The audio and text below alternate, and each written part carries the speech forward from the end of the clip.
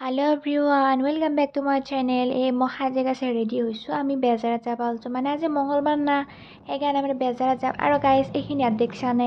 মানে আমাৰ যে ইন্দ্ৰধনু গেছৰ সেই কৰছি আমাৰ মানে গাঁৱতে ন, সেইকাৰণে দেখাই দিলোঁ।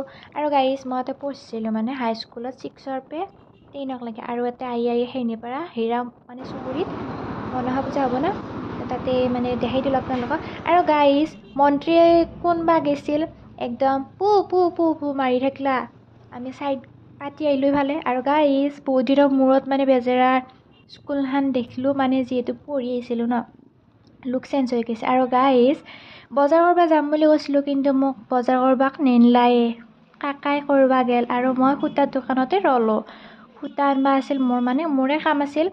যি নহওক সি বজাৰ চজাৰ কৰি আহিলা, ময়ো সূতা চূতা ল'লোঁ আৰু আমি ঘৰমুৱা হ'লোঁ। আৰু গাইজ বাটত ফুলকেইডাল দেখা পাই মোৰ আনো লাগিল, কিন্তু নুমবা নৰিলোঁ।